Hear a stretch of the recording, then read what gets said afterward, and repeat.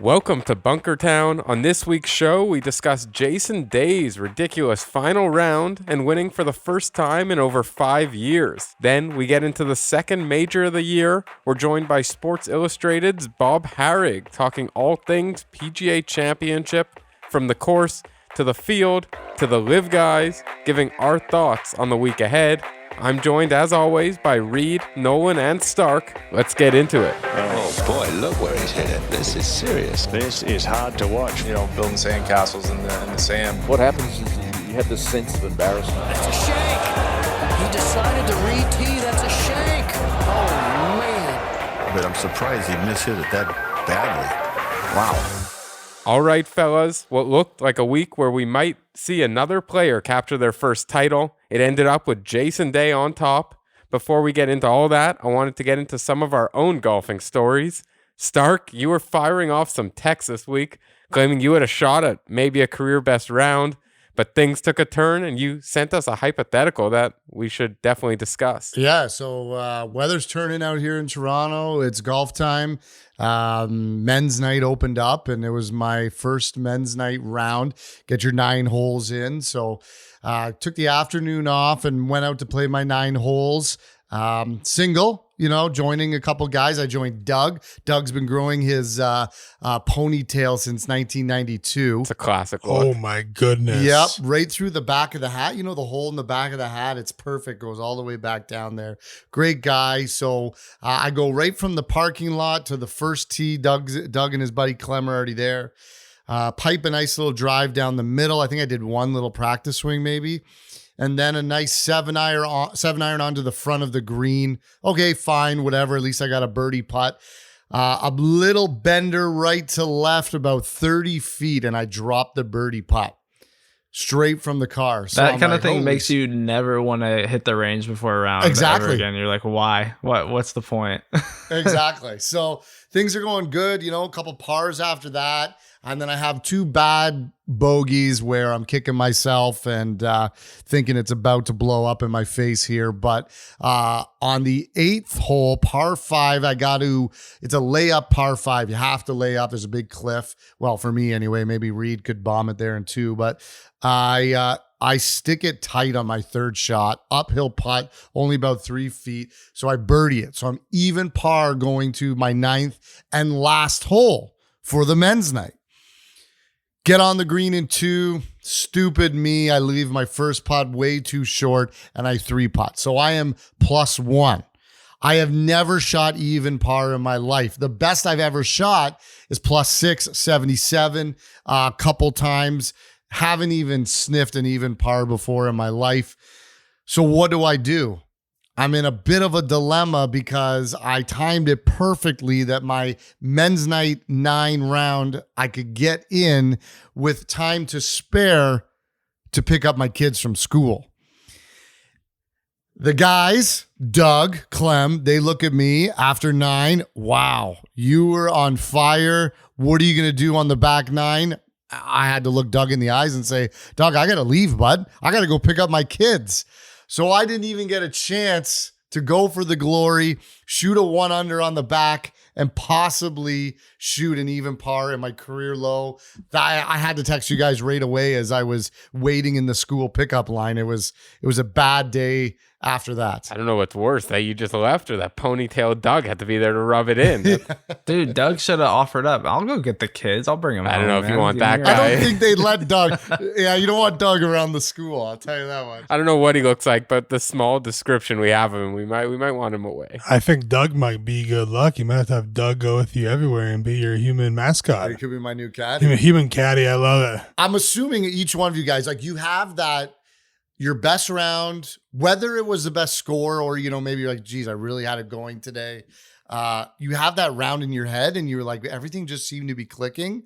Everything seemed to be clicking for me. I literally made 2 mistakes that I could really think back and be like, if I just cleaned those up, I actually would have been under par through 9. So I had it. I don't know what was going on, but I told you guys, I found something on the range a couple of weeks back. So it was grooving through 9. It felt great.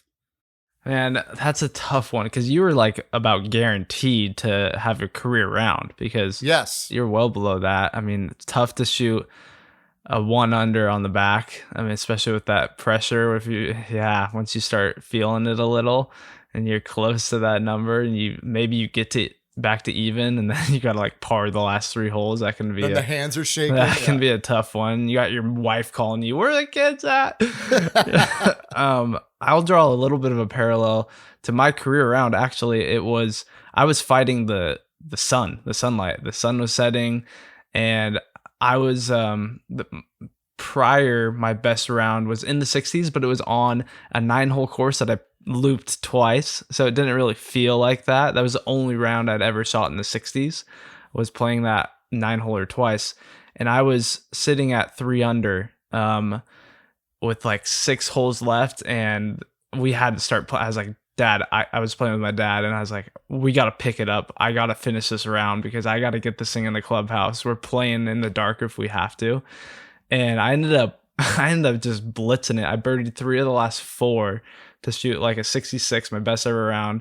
It was wild. It finished in the dark. But yeah, that's a tough decision with the kids. Different ball game. Yeah. Yeah, man. How do you feel about the back 9? Is it a tougher back 9? Unfortunately, I played 2 days later and I sucked, which was the worst part. Like, I got to the course Saturday. I was playing with like my 2 best buddies, and I was telling them all about it. I was telling them about the 9. I was telling them about Doug. I was telling them about the birdies. I was telling them about everything. Right? What was I going to do? What was I going to do? And then I decided to leave because I'm a good dad and all that, and I don't want to be in the doghouse. And I proceeded to play like trash and shoot a 90. And that's golf. Like, what the hell, man? Like, I was so confident walking off the 9th green on Thursday. 48 hours later, I swear I couldn't make a putt, and every iron shot of mine was 10 feet to the right. Whatever. Now your kids are just permanently indebted to you. They felt the wrath the next 2 days. Kudos, Stark, though. Getting it down under near even par, though, it'll start coming more. Just gotta do a little. We're hoping for a big summer, Reid. Yeah, good. Another guy, Reid. You played some competitive golf recently. You're on the Monday Q grind. Tell us how that's going. Here in Kansas City this week, we're actually playing in Kansas City, Kansas, not Missouri. We're on the Kansas side. And I went into a Monday qualifier today, woke up. Weather was supposed to be crummy all day today. Woke up, it was raining, wasn't the greatest weather. Quit probably 9 holes into our round and didn't rain. It dropped the rest of the day and still isn't raining, but played okay. I left a few putts out there. I don't know how many burned edges I hit today. I felt like I was 3 under coming down the stretch. I ended up shooting 3 under, but we teed off on the back 9, so 7, 8, 9, which was my 16th, 17th, 18th hole. I had decent looks on all of them for birdie, 15, 18 feet, and I feel like I just couldn't catch an edge to drop it. But that's golf sometimes, man. You burn them, you lip them. Sometimes they go in, sometimes they don't. But game's rounding into form. It's coming. Working with a new instructor in Columbus and playing every day, practicing every day, and just got some new irons, got some new Shrixon irons, got fit for some new irons, and brought the spin rate way down, a little more control on the golf ball and the wind and conditions, and it's good. It's good, man. Golf's good. Do you find it tough going to these Monday qualifiers and maybe some courses that you're not familiar with? How do you try to learn the course and as quickly as possible going into your rounds on the Monday? It's hard. I mean, it's hard in the sense of in order to, in these Mondays, you got to be, I wouldn't say picture perfect, but you have to play well, and you can't make a whole lot of mistakes, and you got to know how to attack pins that are in certain areas. And only seeing the golf course one time prior to most of these events, you got to basically dumb it down and play smart golf, but efficient golf. You know what I mean? You can't bring too much risk in, but you have to be risky in the areas, because you got to go shoot 5, 6, 7, 8 under, whatever it is. But I was lucky enough that when I was caddying on tour and on the Corn Ferry and LPGA and that stuff, they used to have the Kansas City event used to be at the golf course we played today. So I had seen it before and I didn't really remember it. I couldn't really remember the details until I saw it, and then it all came back to me. And so I, as far as the numbers, I didn't really remember the numbers per se, but like the layout and where stuff was and all that kind of stuff. But yeah, I mean, any given week, it's You go play a brand new golf course, especially if it's one with a lot of hazards or bunkers that come in, and there's numbers and dog legs, as far as lines and what lines to take. When there's a lot of course knowledge and you get to see it once, it's definitely beneficial to see it more than once. Are you like us hacks that go on the website and do the flyover of the holes and look through it, or are you a little bit more detailed than that? I mean, yeah, I will, but a lot of it's Google Earth. You go on Google Earth and find your landing zones and your dispersion you're looking for, and how far you can send it down, and where the water comes into play, and all that kind of stuff. But you're always looking for. You're looking at landing zones. I'm looking at like, oh shit, there's a huge pond on the third hole on the left. There's a bunker on the right front green on number 6. Like a totally different mindset for you. I love that. Though. Yeah, but it's you do it without thinking it. Like, because let's say you hit driver 270, right? If you look at where 270 would be and basically figure out if there's anything there, right? So you do it without really thinking about it, but it's just more when you get some of these golf courses that have a lot more going on, as far as like, two bunkers on one side, water on the left, and doglegging around a tree or whatever. I mean, I don't know. You have covers, you have, what does it run out into the bunker? How does the fairway pitch? Where's the wind coming from? What's the elevation change? What's the temperature? Is it playing long today? Is it playing short today? Whatever. All that kind of stuff. Yeah, Reid, you're also being remarkably modest talking about how you played. I think this is your third Monday qualifier you've played. So already you're competing against Don. You finished T23 on a field of over 150 people. And for context of how good the guys you're playing against, Parker Cootie, who's finished first in the Monday queue, finished 3 shots better than you. The guy was playing yesterday on Sunday and shot a 64 in the same tournament that Day just won. So yeah, his brother's good too. The Cooties go to a lot of those Monday qualifiers as well. They've been good players. They've played some tour events through sponsors exemptions in the past. There's good players. I mean, there's a guy out here named Sean Stefani that used to have tour status. There's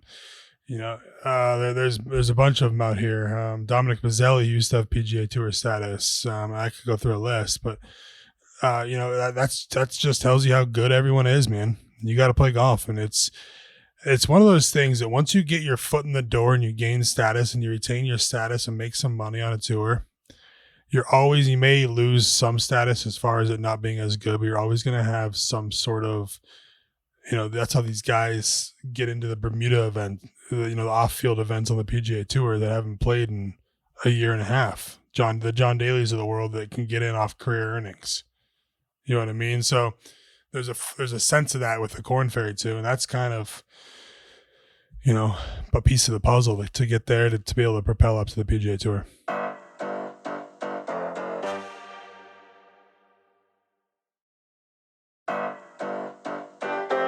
Another week, another crazy finish on the PGA Tour. Scotty Scheffler, he somehow came into Sunday as the favorite, even though he was 2 shots back. And after a wild front 9, we saw several players within a shot of the lead, but it ended up being Day from the clouds, shooting a bogey-free 62 to win on tour for the first time in 1,834 days. Last week, credit to me, I said on the show that there's one big name in the field left to talk about. It was Day. He was on the upswing. He ended up winning his 13th title for the former world number 1. Stark, I want to start with you. Are you surprised by this result? We make our bets every week. You did mention Day. Didn't bet it though, so got to be honest there. That Wednesday, I was listening back to the show. I heard you speak right in my ear, Zack, and I immediately sprinkled on Day to win. I was so excited Sunday night. So thank you for that. Oh, beers on you next time. Not enough for too many beers, but yeah, a few. It was a great Sunday, I thought. I mean, the names weren't the most shiny and sparkly, which wasn't a bad thing, but it was a tight leaderboard. At one point, the leaderboard in the bottom right-hand corner, they showed 6 names and they were all tied for the lead. And not to mention there was 3 or 4 right behind that were kind of in the mix. Even Saturday was decent too. I thought it was a great tournament. The course looked good and the players were challenging it. There was the drivable par 4 is always fun to watch. So I thought that the tournament went very well. It was great to see Jason Day. I mean, all the connections to Mother's Day, his mom, his wife being pregnant, his family all being there, the battle back that we've seen him. I mean, if you go and look, all of his wins, like the majority of his wins are in those 2.5 year span between 2015 and 2017. So I know he's been grinding. And then to hear him after he wins say, I thought about quitting here. I had this bad back. I had all these other issues. I had family that was really starting to grow and maybe it was time to quit it. So to hear someone say that, it just, and we talked about Reid grinding it out. Like this guy's grinding it out too. It's a passion and a love. And for him to want to keep playing when he's got all the money that he could possibly need, and to want to keep playing just to win makes the story even better. So I found it fascinating to watch. Jason Day is an interesting dude, man. I mean, Reid was talking about how he's got his place up in Ohio where he's being a botanist and growing all these grasses and just grinding, like Stark was saying. He's got a very cool backstory. If anyone ever wants to dig into him, I think his first set of clubs was like out of a trash can. Look up some Jason Day history. We don't need to get into it too much because we might have him on the pod someday, but you got to pull for him with all the stuff he's been through, the vertigo, and he's a great guy. So super happy to see him back on the mountaintop, and who knows, maybe we'll see kind of a resurgence this week at the PGA Championship too. Crazy stat I read was that from 2020 to 22 he had 72 starts and won 5.02 million. Just this year alone, he's had 9 starts and now has won 4.95 million. So it wasn't out of nowhere. He's been hot. He's been playing well. Dude, if you've kind of followed it all year, he's been trending. I mean, it's getting a little closer and getting a little closer and getting a little closer. And soon that bubble's going to pop and you're going to make some putts and hit some shots when it counts. And it popped. I mean, it's, I wouldn't be surprised to see him play well this week. I think the second biggest story of the weekend for me anyway was my boy Marty. What did you guys think of Marty Doe? He's got the cool, what are we calling that? A fisherman's hat? What's the, oh my goodness, the show where the boat gets lost on the island. The boat gets on the island. We got to figure this out. And the crew's all there. Gilligan's Island. Island. Yeah. He was wearing a Gilligan's hat. Yeah. That's what he was wearing. He had the hair coming down, and they're like, he went to kindergarten in Vancouver. I'm like, okay, I'm in. They kept showing his name on the board. It didn't say Marty anywhere, but all they kept calling him was Marty. And then they were like, oh yeah, by the way, he lives 7 minutes away from this course, practices here all the time, plays here all the time. I'm like, no wonder that he was lighting it up. But I mean, I think maybe the nerves and the bright lights got a little bit to him the last 4 holes, but he was a great story coming in. I did have money on Day, but I was kind of pulling for him to keep up there and stay close to the top of the leaderboard. There's a lot of bright spots that were, flashing their talent out there. The Austin Eckroat guy, 24-year-old rookie, played 3 really great rounds, had a shot. He was the guy who, had a shot at taking down Jason Day with that. He drove the green on 2 on 18, had a bomb of a putt, made as good as an effort as you can ask for from that position, but made 26 birdies that week. Should we be looking at this guy a little more closely moving forward? I had never heard of him. But the dude can ball out. So we'll see. Reid, I'm guessing you played with Eckroat a bit. I've never played with him, but I know who he is. He's been around for a little while. Good player, really good player.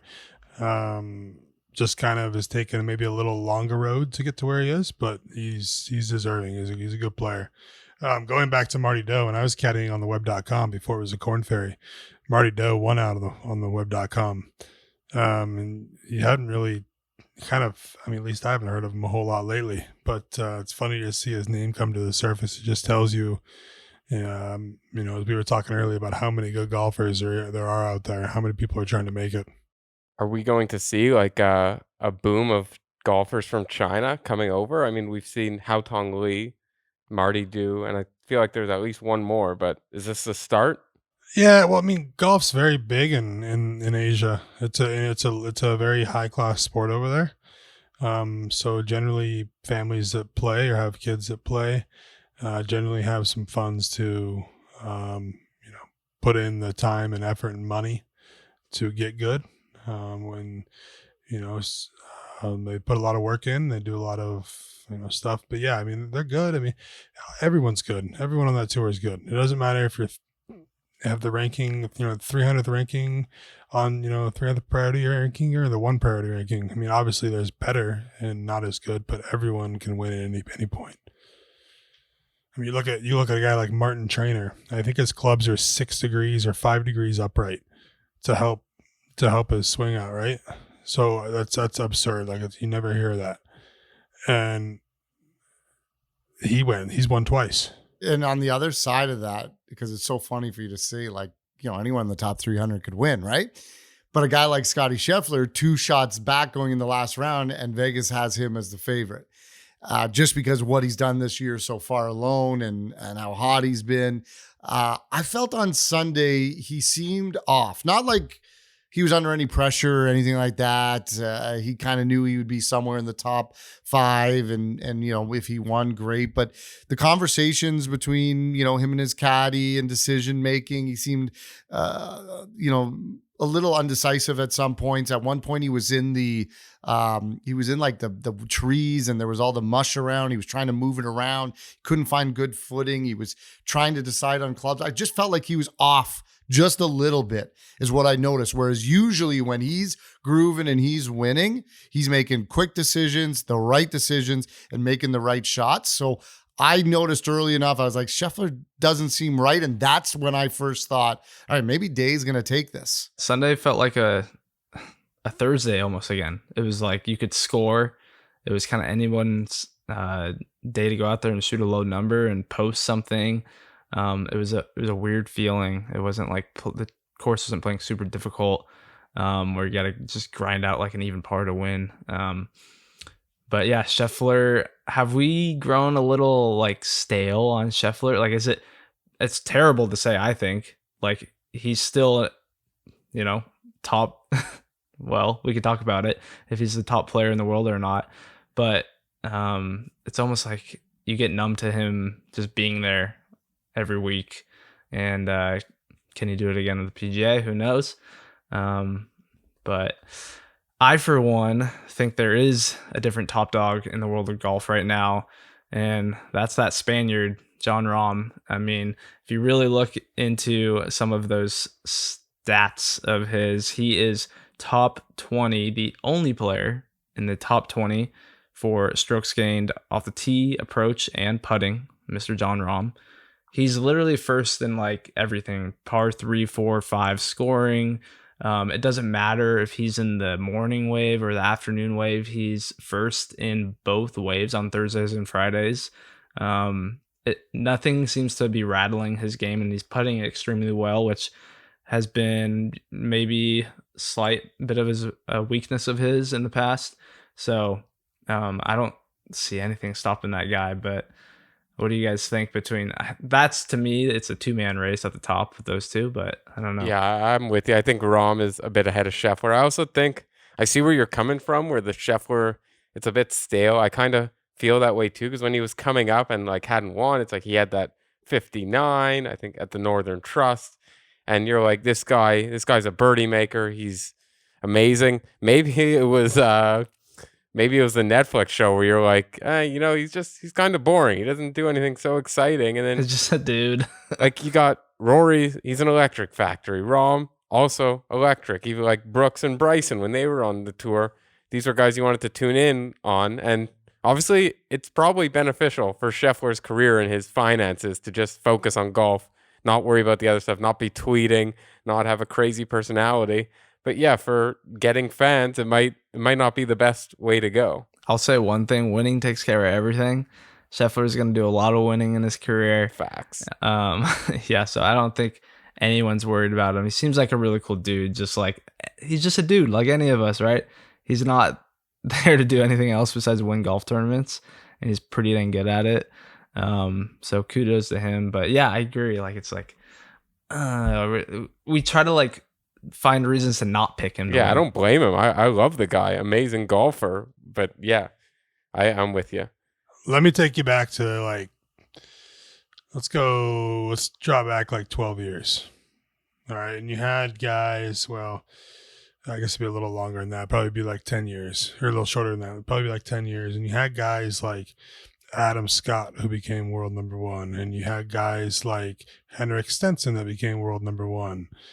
There was so much turnover that at that point, would you have questioned, like, let's say someone goes and wins 6 times in a year and then has, the next 4 months, he's just a little stale. You can't take, I understand why people say that they're not the best player in the world, right, anymore or whatever. I get the mindset, but if you're talking about world ranking, it's over the course of the year.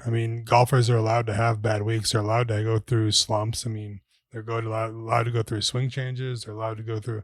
And so I guess my point being is that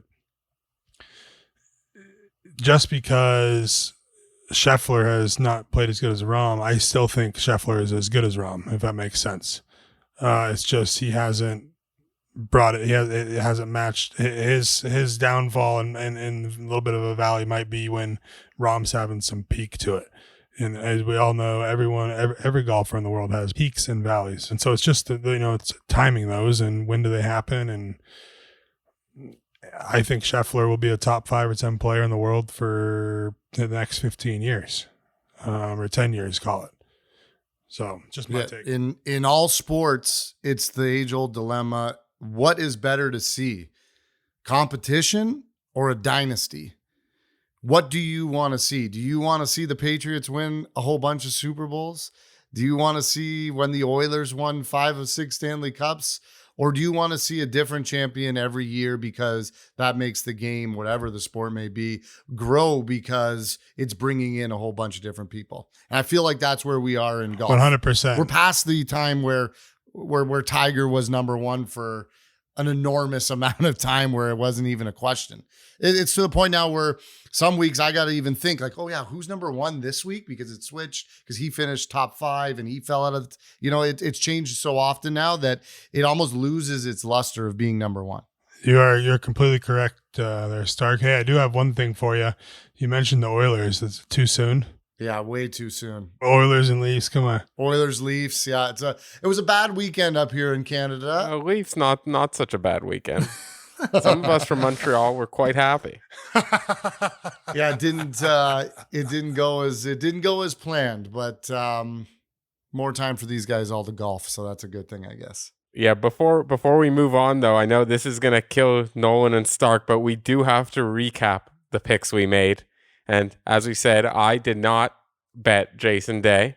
I stuck to my word. I bet what I said. And we're going to go over that. So we'll start with me. I took Adam Scott as the winner. Not so far off. He came T8. So, KH Lee, top 10. That was real far off. He came T50. And then my big bet of the weekend was Chad Ramey, top 40. And I was like, oh, he made the cut. I'm like, you just got to beat 20 guys here. No, T50. 0 for 3. Stark, you barely missed out on all 3 of your bets. Haddon winning came T5. Then you had Matsuyama top 10. He came T23. And then you had Haddon top 20. He came T34. I had the wrong Canadian. Mackenzie Hughes had a great push there. He would have been the Canadian to take in the top 20. Yeah. But, I was close. It was at least worth watching on Sunday, which is a good thing. Yeah, and then lastly, we had Nolan. You had S.H. Kim, the winner. Not even close. T50, but value. Hey, it made the cut. It's value. Yeah. I wanted to ask you where that came from. Dude, dartboard. It's right there on the wall. You had Tom Hoagie, top 40, T43. Another X. We're 0 for 8, but here we have it. We finally got a winner. You had Eric Cole, top 40, T23. As a combined, we went 1 of 9. And Nolan, what, you have a celebration speech on that one? I will say we took a rough hit, Reid's just mocking us. Took a rough hit. You gotta roll with the punches. You gotta roll with the punches in this game. And at least I broke even on my week, so I'm still afloat.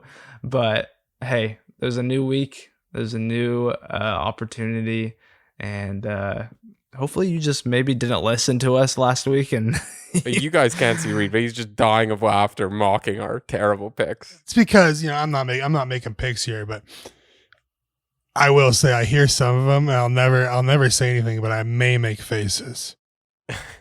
But we're gonna be keeping track of all the bets. We're gonna start doing maybe some half units, full units, but we're gonna keep track of it all as the season goes on. Keep you guys updated. So as of now, Nolan's the only one who even got one right. Some people compare us to Live Golf. They say we got deep Saudi pockets. So no one's like, it's a long season, crying over a couple of losses. Nolan's got a couple barrels of oil sitting in his house.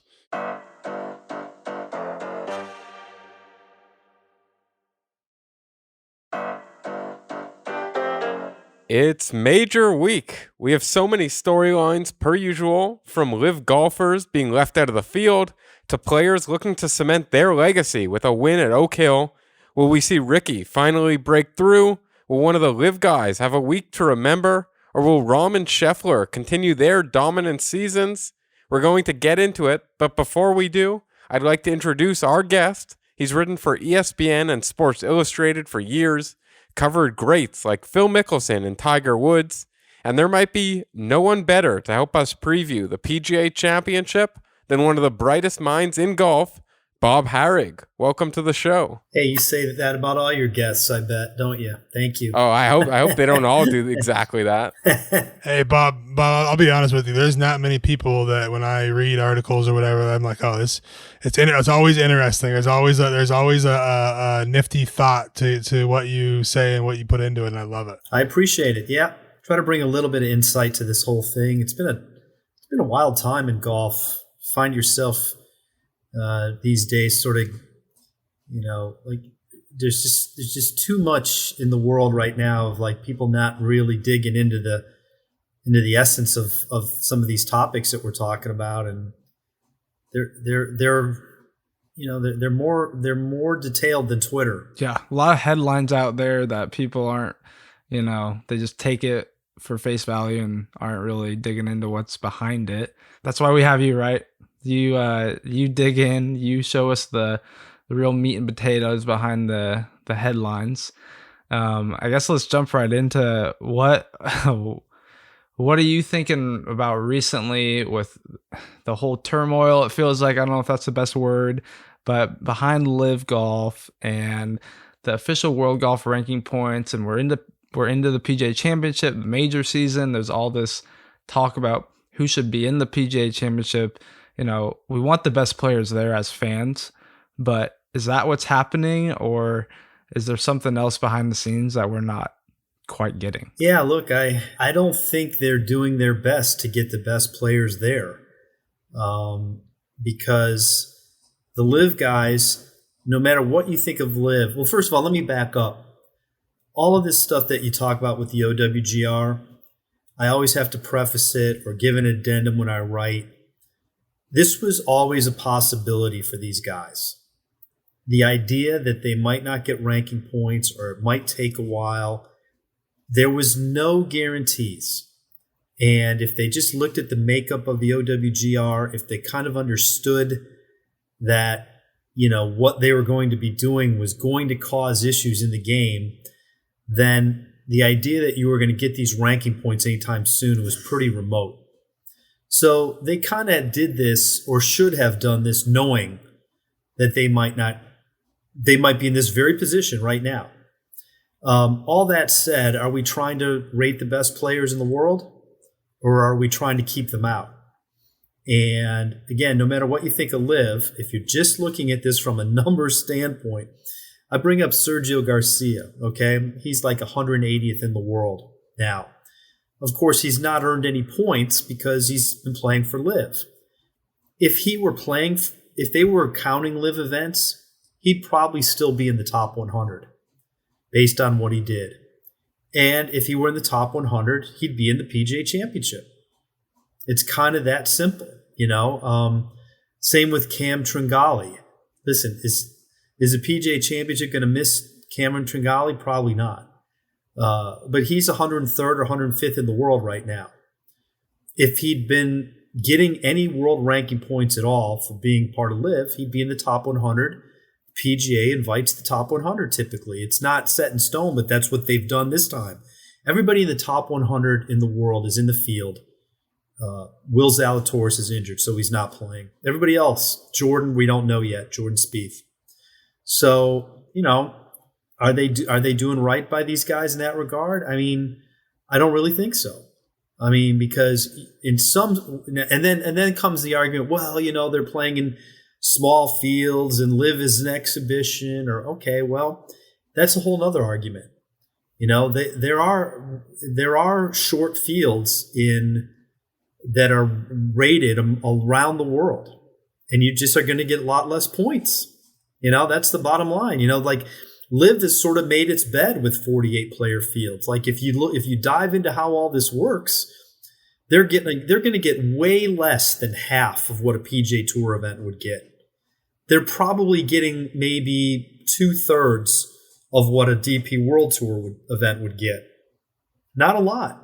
You're not going to be, you know, doing gangbusters in the OWGR by playing LIV. But that said, Dustin Johnson's not the 80th ranked player in the world, which is what WGR has him. And so I just think they need to figure this out. You know, and if you're the majors, you know, this isn't supposed to be your fight. I get where the PGA Tour and the DP World Tour are fighting to keep this from becoming a thing. They don't want to lose players. Okay, no problem. They've sanctioned them. They can't play in their tournaments. There's fines. There's suspensions. But for the majors, that's not supposed to be. They're supposed to be independent of it. And I think we saw at the Masters, it was kind of cool to have these LIV guys involved. And now, you know, you've got a couple of LIV players coming off of really good tournaments. Dustin Johnson won. He beat Cam Smith in a playoff. Brandon Grace will not be in the PGA. He was the other guy in the playoff. Koepka had a good week. DeChambeau had a good week finally. They're all in the PGA. I mean, you know, and yet there could be a few more of them, I think, if they'd solve this world ranking dilemma, which is beginning to look more and more like they don't want to solve it. Yeah, I was going to build off that. What do you think? Where do you think this is going? Is there going to be a solution soon? Are we going to be able to resolve it? Because it's the world golf rankings, like you said, Dustin Johnson. We're not fooling anyone. He's not the 80th best player in the world. So it seems like it's becoming like a petty fight. You know, I try to look at both sides. I get where I think the powers that be in the game would just prefer that LIV go away, you know, and that it not exist, but it does exist. You know, they've played 14 events now across 2 years. There's 6 events into their season. And again, this isn't for me to decide whether, you know, it should be there or not. It's there. And it feels like it's not going away. It feels like at least it's not. I don't think it is anytime soon. I mean, look, there's serious questions about its business model. All that's fair game. I mean, but like I don't think it should be for them to decide, well, it's not going to make it. They're making it now. They pay their bills. They got plenty of money. If they don't make it, it's not because they're not financially viable. It's because the Saudi Arabia backers decide to pull the plug. You know, it's not like this thing has to make money for them to keep going. Everybody knows that. In terms of the OWGR, I mean, the LIV people say, and people support them. Well, the world rankings, the OWGR it's obsolete. It doesn't matter. It's not legitimate. You know, because you're not ranking all these players. Well, that's a fine argument, except that to the people who matter, it is legitimate. They're using it. It's used for the 4 majors. And so if you're going to use that current system, no matter how flawed they think it is, they're using that system. And so you better hope you get in. And that's where, you know, I believe that LIV has some things it needs to do to be accredited. They are falling short on some things, but in their defense, the OWGR has always worked with tours over the years that are trying to get accredited. And if you say to them, if they say, look, you're falling short, all right, well, where am I falling short? Well, you know what? You don't have enough access to the tour. You need more players to be able to get in and off the tour. All right, well, we have a plan where we're going to get 4 players in after this season. Well, you know what? It needs to be more. How much more? 6, 8, 10, 12? Tell us. But see, I don't think they want to tell them. And if I'm Liv, why would you guess? Because if they guess and they guess wrong, then that's not really what they want to do. They don't want them to move the goalposts on them. I just from my reporting and my talking to people, my sense is Liv would add players to their season-ending Q school, so to speak, if they needed to. They might even have weekly qualifying if needed. These are huge flaws in Liv, by the way. To have a 48-player locked field does not work with the OWGR, even if there's a cut, because it's the same players every week. You need to have some turnover. You need to have guys coming in and out from week to week. They need to address that. In their defense, they need to get some clarity on that. I also think they need to have cuts. People said, well, why not just give points to the top 30 or to the top 40 or whatever? Well, there's something to be said for having the pressure over 2 rounds to make the cut. If you just get to play all the rounds and can luck yourself into a great final round and move up, that misses the point of having had to have made the cut. Now, do they need cuts in all their events? Maybe not. Maybe out of they have 13 individual events. Maybe they just need to have 8 of them that have a cut, and they can have 5 without. The PGA Tour has a bunch of events without cuts. Look at it by a percentage basis. I also think they'd help themselves to add players. They could easily have 60 players and 15 teams. And first, when you add players, that increases the number of points you're going to get.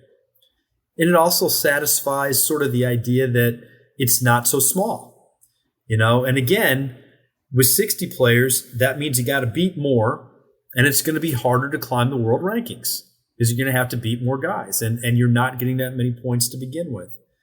So look,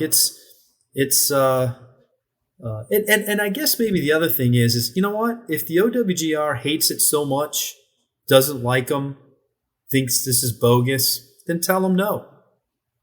Go ahead already. What more do you need to learn? You know what they're doing. You know how they're funded. You know that they're operating. You know what their fields are. You know who's playing. If you don't have the answers that you want and don't feel that you're going to get them, then say no and let them move on. Why drag this out? There's all this, there's a year grace period. No, there's not. There's been other tours that have been granted points sooner. There's some that have taken longer. But it's usually for reasons like, it's a developmental tour. You have to go look on the OWGR website sometime. There's 20-some tours ranked. Some of them are incredibly obscure. There's one in Thailand. There's a new one that just came on in Mexico. These are small tours with minuscule points, small purses. They're developmental tours. But getting points gives them some credibility. Well, some of them, they needed to prove that they could operate. You got to prove you can pay your bills. You got to prove that you know how to administer the rules. Liv has none of those issues. The people that are running that thing have been involved in golf. They're names. So I don't see it getting resolved anytime soon. Frankly, I would be surprised if they were to give them points if it happened before the end of this year. I think you're looking at, if at all, it goes into 2024. And then by that time, a lot of their guys are going to have slipped out, and they'll really, really have to perform to be able to move back up. Yeah, I think that's perfectly said. We're going to get to all the Liv guys. We're going to run through a couple of them individually. Before we do, obviously, let's discuss the course a little bit. We got Reid Martin, former PGA Tour caddy. He's pretty familiar with this place. Reid, what do you think? How does this course set up? Well, Oak Hill Country Club. First, Bob, have you ever been to Oak Hill? I know they've had previous majors there. Have you been there? Yeah, it's changed a lot since Jason Duffner won 10 years ago. They did a renovation and. It is. It's a Donald Ross design, right? Par 70, if I'm not mistaken. I know they've had a bunch of majors at the complex, the 36-hole complex, right? And so they've had over the whole. I think I saw them back to like the 1930s, even 1940s, maybe. U.S. Opens, U.S. Amateurs, Senior U.S. Opens, Senior PGA Championships, 95 Ryder Cup. The Tiger put it perfect, talking about the course, about Oak Hill. And he had a quote, and I'll read it directly here. I have it written down. He said, "Oak Hill was the hardest but fairest course that the big boys have ever been asked to play." And that says something, because hard doesn't always have to be unfair. It doesn't have to be, balls rolling off greens because they're moving, barely moving or whatever. But I say that because you go back to some of these PGA championships recently where you've seen Justin Thomas win it at, a lot of 15, 16, 17 under at Erin Hills or whatever. And, some of these recent PGA championships that have been a little more low scoring. I tend to think this will be, kind of one that's going to be a little tougher just because of the Donald Ross design, all the rolling terrain. You can shave the terrain, any misses around the green are generally going to, release to the edges and off the green, tree line fairways, a lot of dog legs, gentle dog legs. So you have to play to the side of the fairway, for attacking pins and whatnot. It's going to be a bent grass green, so good putters are going to excel. I mean, northern grass, good bent. I grew up in Seattle myself. Bent grass, as you well know, is some of the truest grass in the world. At least in my opinion. I think it's pretty heavily sought out, but this PGA Championship should be fun. It should be. I think there is some time in each round that will give the players, I should say, room to make mistakes, but also room to make birdies. I think there's going to be a lot of areas where you can attack a pin, but it comes with penalty. Now seeing we've had the Masters, we've had a lot of designated events where these leaderboards have been great, and for fans to watch and follow, they're getting all the big names up there. But in the past, the PGA has been maybe the one of the four majors where we've seen someone come from nowhere. Duffner is a good example where someone can win that maybe is, middle of the road or hasn't had a lot of success in the past. Do you see that being the case here again at this course, or are you expecting more of the same of a stacked leaderboard come Sunday morning with all the big names that we're now used to seeing week in and week out vying for this major? I'd be surprised if it wasn't a mixture, because it has the deepest field, which means it has the better chance to bring out guys that we haven't thought about. The Masters has a smaller field. The U.S. Open and the British Open have a lot of qualifiers. And so while they have a big field, they also have probably more guys that aren't going to contend. This tournament's going to have, as of right now, 99 of the top 100 in the world. Some of those guys that are 75th to 100th, you might not know much about, but they're good enough to contend. They're good enough to be in there. So that's why you had like a guy like Mito Pereira last year up there, who nearly stole the tournament. An excellent player, but you hadn't heard a whole lot about him. There's more of those guys. There's more of the Bob Mays who almost beat Tiger. There's more of the Y.E. Yangs who did beat Tiger. It's the deepest of the tournaments. There's a little bit more separation at the two Opens, and the Masters has a smaller field, so that's going to, pretty much assure that you're going to have a named guy. So I'd be surprised if we didn't have a mixture. There's going to be some guys up there we're not expecting. But I'd also be surprised if we didn't see like a Rahm or Morikawa or, Justin Thomas or Xander, certainly Scheffler, Rory. Some mixture of those guys I would think would be up there. Yeah, you look at the past winners, Justin Thomas, Phil, obviously, Colin Morikawa, Brooks, back to back. This championship has produced big time Sunday showdowns. That's been amazing. Like PGA Championship's been underrated the last 5 years. You had the Tiger Brooks, you had Colin, and everyone else who was like tied on that Sunday back nine. That was crazy. And then obviously the Phil Mickelson story was incredible. And then, like you were alluding to, Mito Pereira and Justin Thomas. So I can't wait. I hope it's another barn burner type tournament. There's a lot of guys to like. But yeah, it'll be interesting to see where the tournament goes. Yeah, listen, the PGA's had some great tournaments going back over the last 10 years or so. The last major Rory won was in 2014, and Ricky Fowler, Phil, those guys were in the mix there at Valhalla. In 15, Jordan was looking to win a third major that year before JDay held him off. 2016 was a little bit iffy, a lot of weather problems that year. That was at Baltusrol. 17 was Brooks kind of running away with it, very low score. But then again, he won in 18 with Tiger breathing down his neck. That was a great PGA Championship.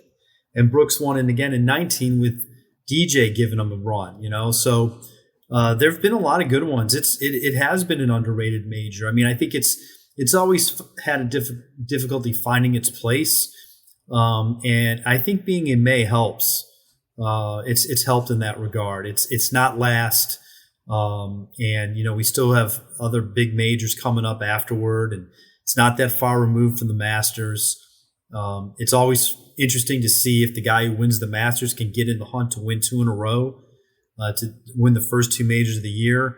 Now we don't have to wait so long for that. And it's a very, very rare occurrence to do that, to win the first 2. So, there's a lot of interest just in that story alone. Yeah. And another big story, there's one guy looking for the career Grand Slam this weekend.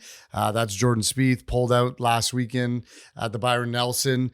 We've heard that Michael Greller's on property possibly, and that Jordan himself is now in New York. What have you heard, Bob? You think he'll play? Has he got a chance? And if so, is this the course that lines up in the right way for Jordan? Yeah, it sounds like he's going to test it out leading up to the tournament, which is a little surprising given the way the injury was described.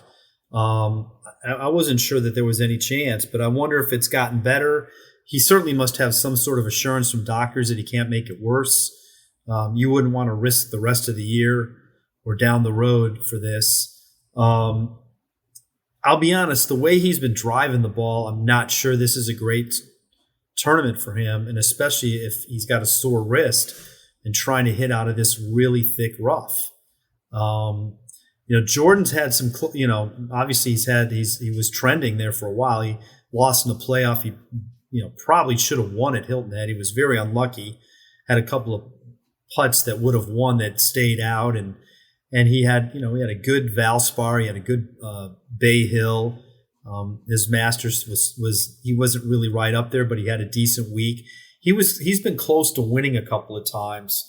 So I think there would have been a lot more focus on him trying to win this if it weren't for this injury, which, he's coming off a missed cut at Quail Hollow where the wrist might have been bothering him. And then now you had a whole week where it's hard to believe he did a whole lot. And trying to go into a tough course like this with an injury, beware the ill golfer, but I'm not sure that that's going to work out for him this time. We have to see. Bob, I have one question for you regarding majors in general, and we can specify it to the PGA Championship if you want. We all know that the golf courses are most of the time, 99% of the time, tougher. We know that it's going to be set up a little bit different, maybe a little more challenging. But why are majors different? Why are they so much harder to win? Why is it harder to close in a major? And how do you quantify, or how do you explain that to someone who really hasn't been in that situation? Well, I think there's a couple of factors there. First of all, it just means more. Winning a major.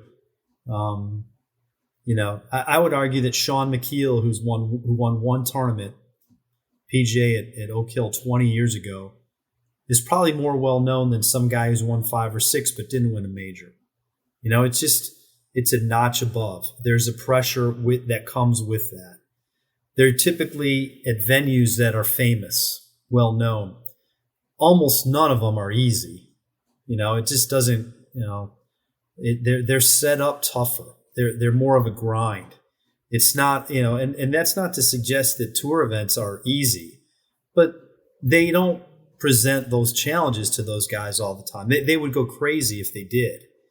If you were playing U.S. Open style golf every single week, I don't think too many guys would keep their sanity. It would drive them nuts. So you're playing on venues that I think ask more questions of your game. They're more of a challenge. It's harder to hold greens at a major. They're usually firm and quick, and if you're in the rough, you're not going to be able to put the spin on the ball and keep it and hit it close. Fairways are narrower. The courses aren't necessarily longer, but they're tougher in other ways. They're more penal, So I think all of those factors make it that's why it's different, and that's what's great about golf. Really, it has these 4 distinct tournaments that help us separate from the rest of the game. And if you had too many of them, they wouldn't be special. So, I think we have probably the right number. And I remember then when there was all that talk about trying to make the Players Championship the 5th major, I just think it's perfectly fine to have the Players Championship be the best tournament that's not a major. It's the tour's best tournament. Great. Nothing wrong with that at all.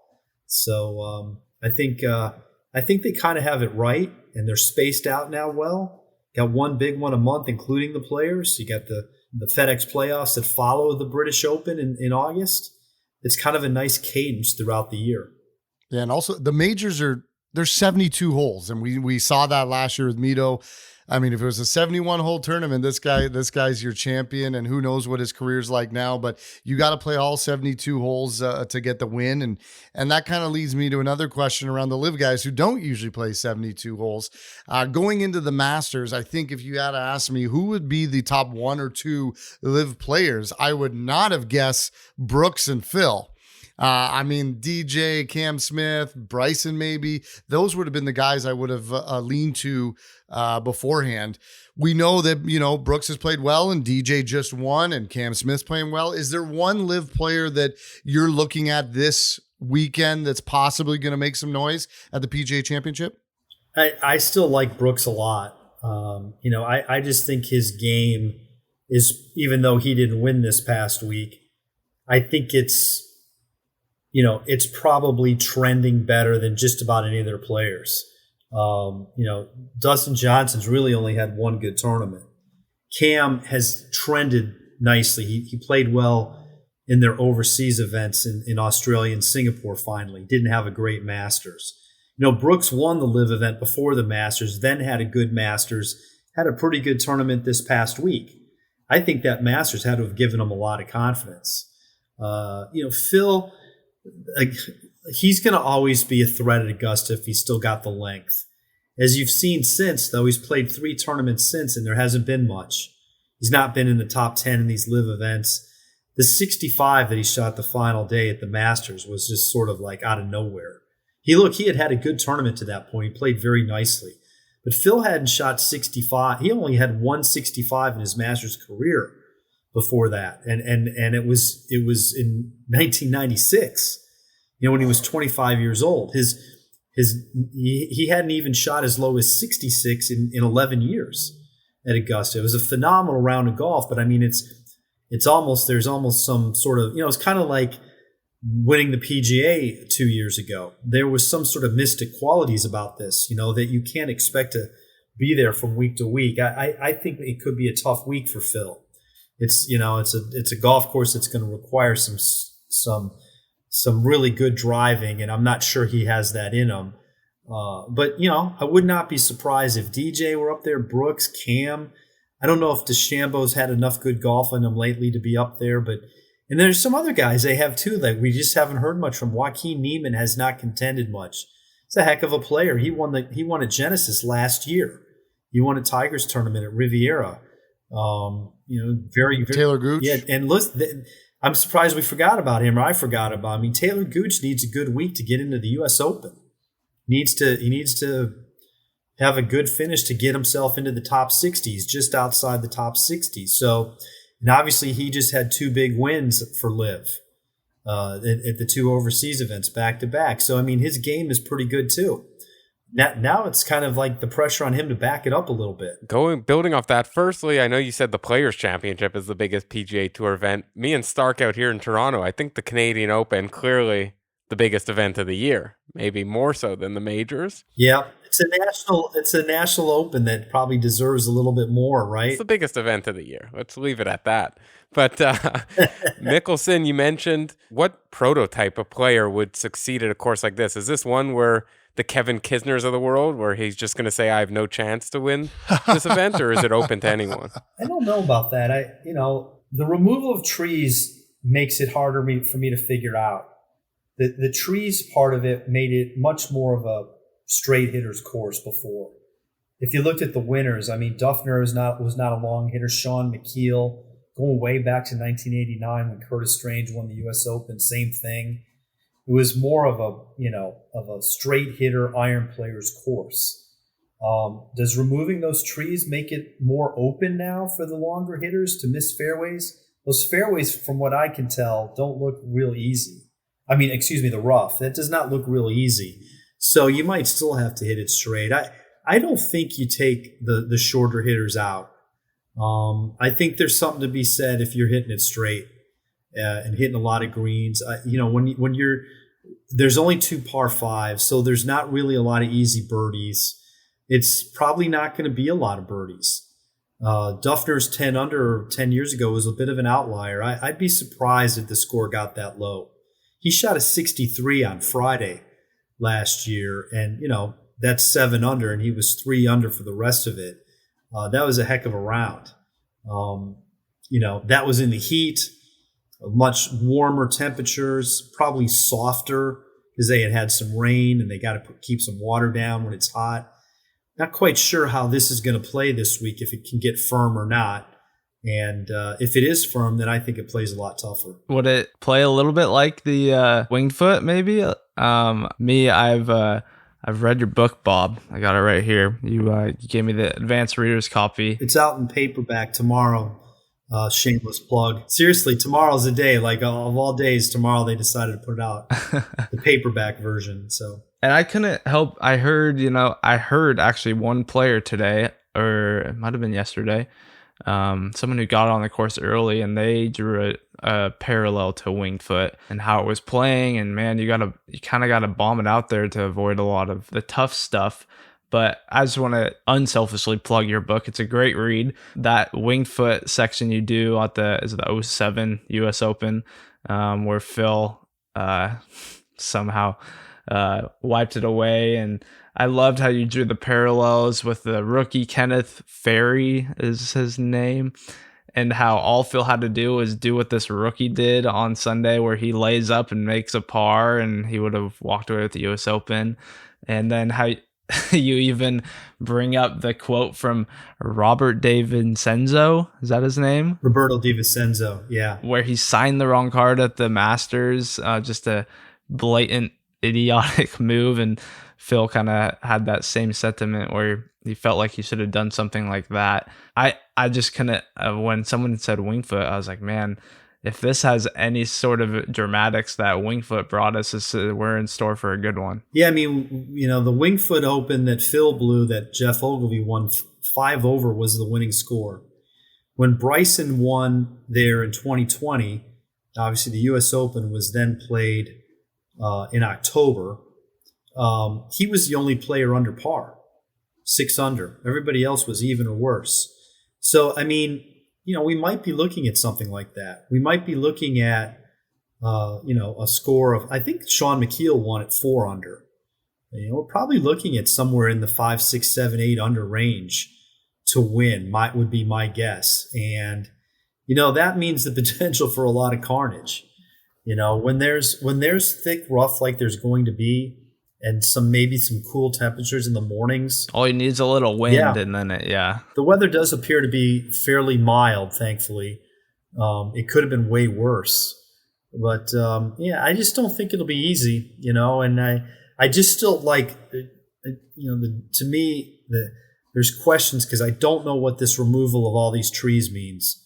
I don't know if that makes it easier or harder, because it's just not going to be as claustrophobic as it would have been in the past. Bob, I was at the 2020 U.S. Open at Winged Foot actually caddying. And, you talk about that wet grass in the morning, that thick, it's already long enough and it gets thicker and thicker. And there's times where you just have to take your medicine and hack it out 80, 90 yards. And play for a putt at par, and that's it. And being able to, take your poison and move on and is a big thing at majors. You got to know how to be disciplined. You're going to make some bogeys. It's not the worst thing in the world to just wedge it out, get it on the green, give yourself a putt, and if you make a bogey, you make a bogey. As long as you're not making 8 of them, that's okay. It's unlikely that guys are going to go terribly low. So if the mindset is just to keep it around par, take advantage of your birdie opportunities. Obviously, the par 5s there's only 2 of them. I don't think they're like easy birdie holes. I heard, it sounds like there's some long par 3s. You're going to have to take advantage of the chances that you get and try to minimize mistakes. But, what's worse is if you hit it in the rough and you try to hit the hero shot and you end up making a double. You'd be far better off playing smart, get it down there. These guys are really good with wedges. Trust it. Going back to your story about Phil it was the 2006 U.S. Open. He had 2 majors stolen from him by guys who missed a fairway on the 72nd hole, wedged it out or hit it down, got it up and down for par to beat him. Both Payne Stewart and David Toms did that to him. And there was Phil in the same position. And if he just does the same thing, he was such a good wedge player, still is, he's probably going to give himself a par putt to win. And if he misses it, he's in a playoff at the worst. And instead he went for the shot, hit it into the tree, made double, lost by 1. It was horrific. And, there's something to be said and learn from that. We've seen Jason Day with an amazing win to end his drought. We saw Justin Rose not long before that end his drought. Is this the week we're going to see a guy like Ricky Fowler maybe be able to pull off the same magic? Yeah, look, this would be a great time for Ricky Fowler. He wasn't in the Masters. He's missed some majors over the last few years. He's finally got himself back in the top 50 in the world. And, if you want to stay in the top 50, this is a great time to solidify that. I think once you're out and you're struggling, to get back in now, you can assure yourself these major spots, even if he doesn't win. He's had a really good year ball striking wise. He's just not been a solid putter. And if he can get some putts to drop, I think there's a guy that we haven't really talked about, but why wouldn't he have a chance? He's still a top player, world-class player. All right, and then to close it off, we're gonna shamelessly plug it again, but this time it's from us. Your book, Tiger and Phil, Golf's Most Fascinating Rivalry, and you heard it here first, breaking news. When this podcast drops, it will be available to buy. It will be the day of its release, paperback. I'm on Amazon, and I'm sure anywhere else you buy your books. But my question for you is, who do you got winning this thing? Hey, I'm going with the guy that we haven't even mentioned, Viktor Hovland. The PGA many times has first-time major winners, maybe guys you didn't expect, but obviously he's a he's an elite player who's probably not won as much as he should. He's up there, but he was a first-round co-leader at the Masters. He was 54-hole leader with Rory last year at the Open. He kind of fell off. We forgot about him because it was Rory and Cam Smith and Cam Young. But, Viktor Hovland was right there through 9 holes on Sunday. Obviously had a pretty good Masters. He was in there until the final day, final 9. So why not him? But that's a guy who's sort of lurking, and it's maybe his time to break through. Seems like in the majors, he's always putting 3 really good rounds together and has one trip up that he just shoots over par for a round Yeah, and that's a hurdle. You got to get past that. I think it's been a problem of his in the regular events, where he's just not done that enough. He's got a handful of wins, but he should have a few more probably. Love it. Victor Hovland, the first person I ever interviewed when I got in this golf journey of mine. He had his Oklahoma State small little bag at the Farmers Insurance. He probably thought I was crazy just walking in a circle around the putting green trying to find someone to talk to. But Bob, thanks so much for coming on. We really appreciate it. Some amazing insight you can't find anywhere else. And hopefully we'll have you on again soon, maybe for the next major. Sounds great, guys. Happy to do it.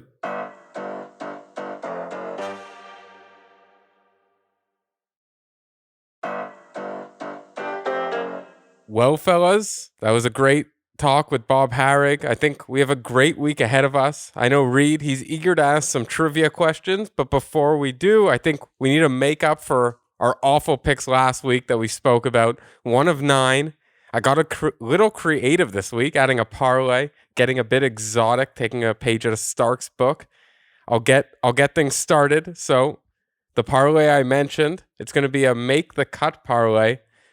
Ricky Fowler, Max Homa, and then you guessed it, I'm going to have a pick with this guy every week. Sahith Theegala, all to make the cut, plus 200. Stark, you're giving a look like you were very intrigued. Love it. Yeah, I mean, maybe some of those names will show up in my picks too. I also got Rom to win it all. I'm not going so deep down the board. You get plus 800 on the guy who we just mentioned is arguably the best player in the world. I'm only going to put a half unit on that because we don't need to run out of cash right away.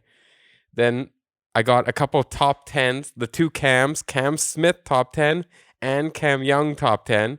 We just spoke to Paul Tesori last week. He was amazing. They seem to have their game in order. He's a birdie maker. Both of them plus 300. And then the guy who I had in the make the cut parlay, Sahith Theegala, top 20 plus 300. I am riding with this guy. He doesn't let you down. Dude, I love him. Good picks. You like that? I like the Theegala this week. Got to go with him every week. When we get this guy on the podcast, we're just going to be me just telling him how I've bet him every single week.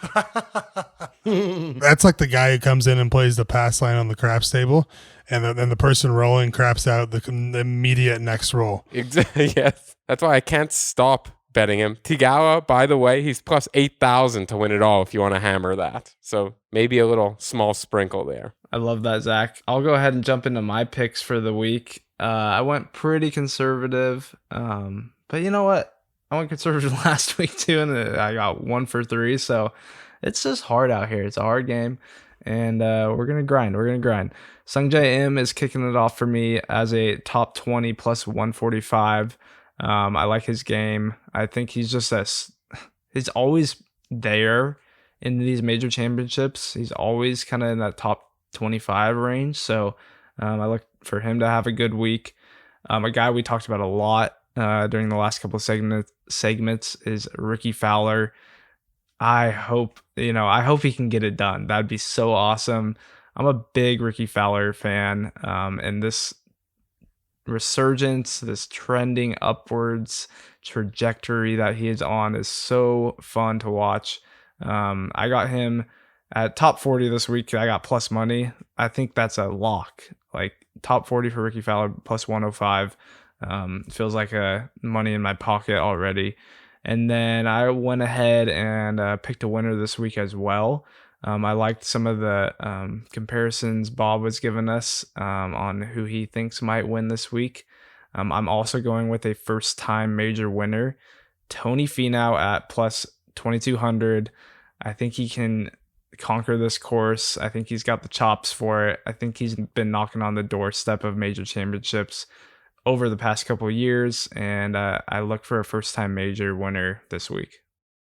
Yeah, I think Finau's due. I like that. People have been saying that about Finau for years, and they finally started winning, I guess. So I'm going 2 packs. I got 2 packs in each category here. Major time is my favorite time to gamble. Not in my picks, but I will tell you what I do like to do. What I do like to do is I like to try to boost even more the outright odds. And the way I do that is I find hockey games or baseball games, and I take teams that I like, but I take them -1.5. They could be +120, 145, even +150. And you put that with an outright winner. And I like by Wednesday night to have a nice 5 or 6 pack of outright winners, so that leaderboard, which we just talked about with Bob, if it's stacked, you could have a couple horses in the race at really, really good odds. But that's neither here nor there. Maybe I'll post one of those as I get a little bit closer. My 2 packs. I started with 2 top 40 finishes. I need to make some money after last week. I'm going Thigala, top 40 was +110. Let's go. It's plus money for this guy to finish the top 40. Come on, no problem. The disrespect. Another guy who won this year, Chris Kirk, +200 to finish top 40. Another one. You win those 2, it bankrolls the rest of my picks. Here we go. We go into the top 20s. I like Justin Thomas. I got JT top 20 +115. And then I got DJ top 20 +125. Both of those guys, we just talked about Dustin Johnson winning last week. Justin Thomas always plays good in the PGA. He's had a terrible, terrible, terrible year, and this is where he turns it around. So get him to get in the top 20. Don't mind sprinkling a little bit on him to possibly win as well. Moving into my top 10s, these ones more closer to the heart. I'm going Corey Connors, top 10. Good Canadian boy, +750. Gets it in the fairway and can putt. That's what we need at this one. And then I'm going, thanks to our guest last week, Cam Young, top 10, +300. So we got another one close to us here. And then I had one outright winner, and I had a question mark outright winner. My outright winner is Colin Morikawa at +3,300. Another guy needs to start playing a little bit better, maybe pick it up around the majors, has already won this. And I put a question mark beside Victor Hovland. And then we heard Bob say who he thought was going to win. So add him to my list. I'll take Victor Hovland to win at +2,800. Let's go. Those are my 2 packs throughout the board. Yeah, dude, Bob and you on the same pick. I love that. Colin Morikawa, although hasn't got the results this year, he is having a career year in strokes gained approach, driving, and total strokes gained. Like, he's playing well. He just hasn't won. So not a bad pick there at all. Yeah, I think the cream rises to the top in this event. It has for the last several years, at least. Yeah, but this and the British are the 2 majors where you'll get some people who you may not know. Yeah. Well, Reid, I think you've been sitting back there long enough, so we're gonna throw it to you. I've got 4 questions for you guys tonight. Last week was 2, maybe even 3. The week before, we didn't have one, but I would have had like 9 for you then. But or were you on the course, like making birdie putts while thinking of questions? Hey, I got this all done last night, man. I was dreaming. I was dreaming about my questions today on the golf course. Like, whenever I was about to get upset, it's like, oh, I got trivia tonight. I can't wait for trivia. Wall on Google Earth. Wall on Google Earth, yeah. If someone else is going to interview you about making it, and you're going to be like, yeah, I didn't have to stress over that long birdie putt to make the cut. I just couldn't stop thinking about trivia. That's where my mind was at. Zach, you keeping track of trivia questions answered correctly? Because I did pretty well last week, and trying to keep this train rolling. Oh, we'll be posting all that. You got to check the Bunker Township socials, and you'll be seeing the updates. All right, here it is. PGA Championship is in Rochester, New York. So we're gonna do a little New York trivia. All right, we got 4 questions for you today. I have 3 multiple choice and 1 that you just have to answer. All right. The Rochester area has the largest per capita population in the USA pertaining to this category. What am I referring to? And I'll give you four possible answers. A, homeless. B, deaf. C, classified upper class. Or D, blind. D, blind. Dude, that's what I was going to go with. I'm going to go with homeless. I don't think it's upper class, so I'm going to go upper class. You know, you guys took 3 answers, all 3 different answers, and all of you are wrong. Oh my It is God. be deaf. We're so terrible. We suck at betting. We suck at trivia. Things haven't been going well for us. All right, number 2. On average, how many inches of snow does Rochester get per year? A, 40, B, 60, C, 80, D, 100. Man, I hate it when you do this like staggered. Yeah, when you make them too close, eh, Nolan? It's Think about it. 12 inches is a foot, so every 20 inches is almost 2 feet. That's quite a bit different. We work in centimeters over here. Stark's doing his conversion right now. But I'm the closest to Rochester out of the 4 of us. Yeah, I'm the closest, but I know that the upstate New York does give more than this side of the beautiful Lake Ontario. I'm gonna go with 60. I'm going 100. I'm going to the top. It just gets real cold over there. I know that. I'll go 40. Why not? D, 100 is the correct answer. Oh, He's on the board. Damn it. I guess I could have given you an answer at 0 inches of snow. true. Someone might have taken that. It took 2 shows, but I finally got one right. I'm the only one on the schneid here. It's all good. All right, this year's PGA Championship is the 34th major in PGA Tour history to be hosted in New York. Not including this year's PGA Championship, how many PGA Championships have been held in New York? PGA Championships alone. Ooh. We're going to go, the winner of this question is the closest without going over. How many PGA Championships have been held in New York? Said 34. Not including this one. Refresh me. How many PGA Championships is this? 110 or something like that? Yeah, it's something 7? something around there. Okay. I'm going to go with 20. Yeah, I feel like we should have all said it at the same time. I'll go with 20. I think it's 104th, by the way, or 103rd, one of I those. just feel like there's a lot of U.S. Opens that visit the state of New York. New York's got a lot of sneaky golf courses and good ones. I'm going to go with 14. So you said 34 total, right? Mm-hmm. See, I don't like this because I could just do the Price is Right situation and go like right above Stark. But I'll go 17, right in the middle. Oh, so you basically Price is Righted me. If we were on the Price is Right, you guys would have to do a rebid because you guys were all over. It is 13. Wow, let's go. Back to We'll give it to back. Zack. 13. All right, last question for you. And we're throwing this one way back to 1843. In 1843, a guy by the name of J.B. Beers made his history by becoming the first person in U.S. history to develop and use what? A, a gold tooth. B, a cast for broken bones. C, a sling for healing. Or D, a neck brace. How do you even find these questions? I thought this was going to be a golf-related question. You're going to say, like, the first guy to use the ball mark or a divot repair tool. This is way better. A gold tooth, final answer. I'm going to go with sling. What were the other 2 options, Reid? I won't guess the same as these guys. A cast for broken bones and a neck brace. I will go a cast for broken bones for the three-peat. It is a gold tooth. Oh, man. A gold tooth. Oh, wow. Starky, dude, get on our level, Stark. What's going on over there? Is the air a little thin, or? Listen, it's been a bad week. I haven't had too many good nights with the Leafs, and now this. Maybe episode 3 you're going to have one. I'll get hot. Don't worry, my PGA picks will be hot. Write those ones down. Still on the front 9, eh? That's the problem over here. That's right. Well, fellas, on this week's show, we talked about Jason Day's feel-good win, one of the best of the year. We then had Bob Harig guide us through this week's PGA Championship, where hopefully we got more than one of our predictions right. I don't know about you guys, but nothing gets me going more than major championship golf. And this week, I bet we're in for a wild one. As always, you can follow us on Twitter and Instagram at Bunker Township, and let's have ourselves a week.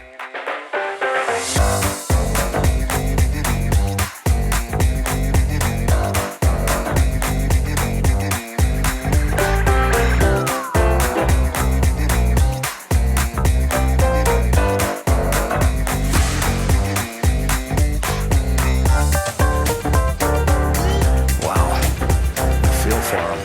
That's tough. It's just, that is brutal. Bunker would be an advantage.